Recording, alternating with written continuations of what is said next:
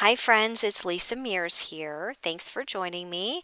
In this video, I'll be making a Halloween shaker card using some new products from Pretty Pink Posh's brand new Halloween release. And in case you missed the video where I showed all of the products in that release, I will link it at the top right corner of this video as well as in the description box below. So be sure to check that out after this video. So let's take a look at some of the new products I'll be using to make my card today. This is the Bat Shaker die set, and this will be the focal point of the card that I make today. And for the background of my card, I'll be using the Halloween words stencil. It has several Halloween related words such as Happy Halloween, Boo to You, Trick or Treat, and Spooky. And I'll also be bringing in the Spooktacular mix for my shaker bat. So let's start out by making the bat shaker element. I went ahead and die cut the largest bat die with some purple glitter paper. And then I'm using the smaller die, and notice how that fits right inside of the larger one, and I just ran that through my die cut machine again, and it gives me this outline, which is what we'll need to make the shaker element. So it cuts the middle of that out. I'm not going to need that middle piece, but you can totally save it and use it on a card. Next, I took the same large bat die and die cut a piece of white cardstock. And since this is going to be the piece that shows through the opening on the shaker card, it's going to be the background of my bat. I want to make it purple to match the purple frame that I die cut. So I'm just using some ink here to ink this up. I'm using the Wilted Violet Distress Oxide ink. This is the color that matches best with the glitter cardstock that I cut the frame out of. You could always take this die and die cut a piece of purple solid cardstock if you don't want to do any inking, but I just decided it was easiest for me to do the inking, and since that ink matched so closely, I chose to do it that way. Next, I took that large die again and die cut a piece of acetate, because when you make a shaker card, you need to cover up the frame, and it needs to be a clear window so that you can see the shaker pieces inside. So I'm just going to put some glue on the back of my bat frame, and then I'm going to add that to my acetate piece. Make sure that adheres really well by using a strong glue. I use the Barely Arts glue.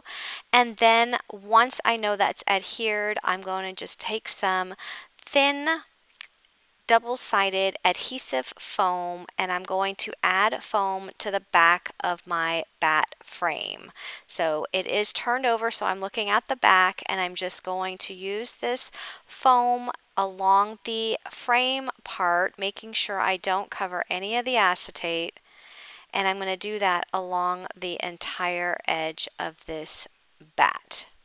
I'm using the scrapbook.com foam strips, and I love using these when making shaker cards because I do find that they are thin enough that they don't go over top of the acetate. They are the perfect size to fit within that frame. Just a tip that when you are adding your foam, make sure that you don't leave any gaps because you don't want your shaker pieces to fall out. So next I'm going to take the shaker pieces from the Spooktacular mix. This is a brand new mix from Pretty Pink Posh's Halloween release. I'm going to add some of those shaker pieces to the large bat that I inked. So this is the background of my bat, or it will be the back side of the bat, and I'm just adding them to that purple bat. I added a little too much here, so I'm just taking some away, and I'll put those back in the bag in a moment. I always like to make sure that my shaker pieces are not piled up too high on top of each other. If they are, I just like to rearrange them so that they are not piled up. Since I used a very thin foam on my bat, I want to make sure there's enough room inside of this shaker so that they can shake around.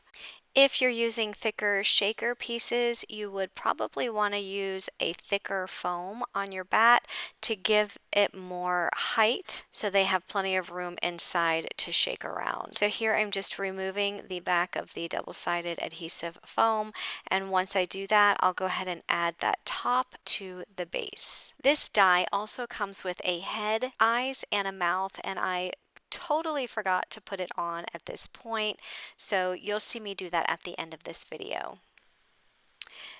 So I'll go ahead and set that bat aside, and now I'm ready to work on my background for my card. So this Halloween Words stencil, it is a 1-layer stencil, and I cut a piece of white cardstock down to 4 1/4 by 5 1/2 inches, and I'll be using 4 different colors of Distress Oxide inks, and I'm just inking up the background in a random pattern. The colors that I'm using are the Fossilized Amber, that's the yellow, the Wilted Violet, which is the purple, the Carved Pumpkin, which is the orange, and I'll be bringing in the Twisted Citron, which is the green. So I'm just randomly applying those colors to this background. After I add those 4 colors, I'm going to bring in my black Soot Distress Oxide ink, and I'll just ink up the edges of that background with the black soot. Adding that black ink just gives it more of a Halloween feel, so just gently add it around the edges. I'm not going too far in towards the center of the cardstock. I just want to have a little bit of the black along the edges. Next, I'm going to use my Distress sprayer. I did spritz that background, and I put a piece of paper towel on the background. I'm just pressing down on the paper towel to take up some of that water, and you can see it pulls up some of that ink, which leaves some white speckles on that cardstock. Next, I'm going to go ahead and add my stencil to the top of that background, and I'm just using the black soot ink again to ink over all of those words. But I'm not done yet. I'm going to bring in my scrapbook.com white Lustre brush marker, and this is like a paint marker, and I just put some of the ink on my mat and then picked it up with the brush tip, and I'm just flicking it on the background. I will let this background sit and dry because it is wet after adding that ink to it, and it won't take that long because it's just a very thin layer of ink. But you can see now the background is done. I love that design so much. Next, I used the Pretty Pink Posh Eyelet rectangle and die cut a piece of the purple glitter cardstock, and I cut my background to fit inside of that rectangle. And because I cut it down, I did cut off some of the edges that had the black ink around, so I'm just going to add a little bit more ink around those edges, and then that piece is going to go right inside of that purple glitter cardstock, so you can see the eyelet design around all of the edges. For my sentiment, I'm bringing in one from the Sentiment Strips Halloween, and I went ahead and stamped it out and die cut it with the coordinating dies. I'm using the sentiment Your Spooktacular. There's so many fun Halloween sentiments on that stamp set. I'll go ahead and glue my stenciled background to the eyelet rectangle. And here's where I want to show you the bat head with the eyes and the mouth. I went ahead and die cut the eyes and the mouth with black cardstock and added them to the head, and you can just glue that head right on to your shaker bat. So you can see here that I added the bat and the sentiment to the stenciled layer, and I added that entire layer with the eyelet rectangle onto an A2 size card base. So I hope you liked my card today. I will have all products that I used today listed at the bottom of this video in the description box, as well as on my coordinating blog post, and you'll find that link down in the description box as well. If you like this video, please give it a thumbs up, and if you like videos like this and want to see more, Then be sure you click the subscribe button and turn on your bell notification so that you'll be notified every time I release a new video. Thanks for watching, everyone. Have a great day. Bye-bye.